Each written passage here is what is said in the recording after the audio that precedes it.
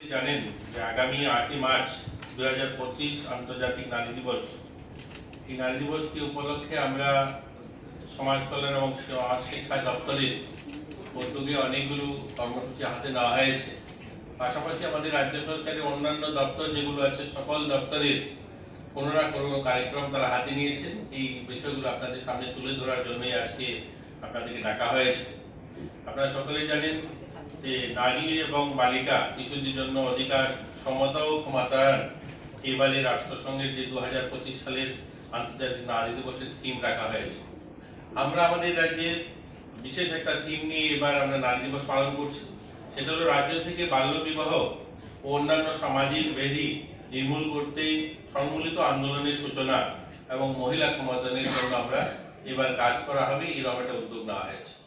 আমরা আজ থেকে কিছুদিন পূর্বে আমাদের রাজ্যের প্রত্যেকটা দপ্তরে যারা মহিলারা রয়েছেন তাদের আধিকারিকগণকে নিয়ে আমরা একটা মিটিং করেছিলাম এবং সেখানে সিদ্ধান্ত হয় যে রাজ্য সরকারের প্রত্যেকটা দপ্তর কোনো না কোনো বিষয়ে ওরা এই নারী দিবসকে সামনে রেখে কার্যসূচি পালন করবে।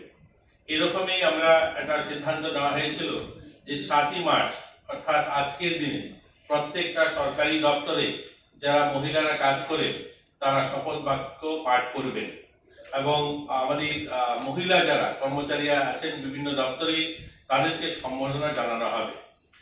আমরা আমাদের রাজ্যে 2025 সালের আন্তর্জাতিক নারী দিবস উপলক্ষে সমাজ কল্যাণ এবং সমাজ শিক্ষা দপ্তরের রাজ্যভিত্তিক যে মূল অনুষ্ঠান আগামী 13ই মার্চ আগরতলা রবীন্দ্র শতবার্ষিকী পালন করা হবে।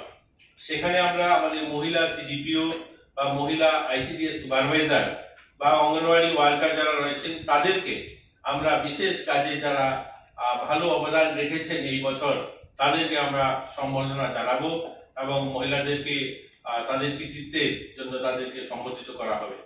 ত্রিপুরা মহিলা কমিশনের উদ্যোগে এবং আমাদের চাইল্ড কমিটির উদ্যোগে 8ই মার্চ এক বর্ণাঢ্য র্যালি অনুষ্ঠিত হবে এবং সেই র্যালি রবীন্দ্র শতবার্ষিকীর সামনে থেকে সেই র্যালিটি কামান চৌমুনি হয়ে মেলার মাঠ হয়ে মহিলা কমিশনের সামনে গিয়ে সেটা শেষ হবে। ক্রীড়া এবং যুব কল্যাণ দপ্তরের উদ্যোগে 8ই মার্চ 2025 আন্তর্জাতিক নারী দিবসে সকালবেলা আগরতলা রাজ্যভিত্তিক মিনি ম্যারাথনের আয়োজন করা হয়েছে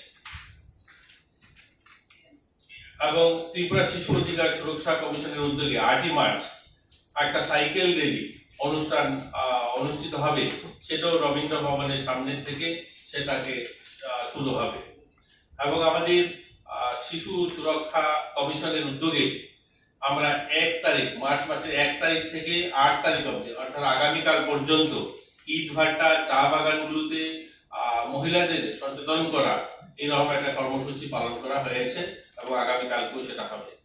আন্তর্জাতিক নারী দিবস উপলক্ষে মধ্যশিক্ষা দপ্তরের উদ্যোগে রাজ্যের সব জেলার স্কুলগুলোতে বাল্য বিবাহ এবং বাল্য বিবাহ যে কুফল সেগুলো নিয়েও কিশোরীদের মধ্যে তাদেরকে সচেতন করা বা তাদের অভিভাবকদেরকে নিয়ে সচেতনামূলক কর্মসূচি পালন করা হচ্ছে।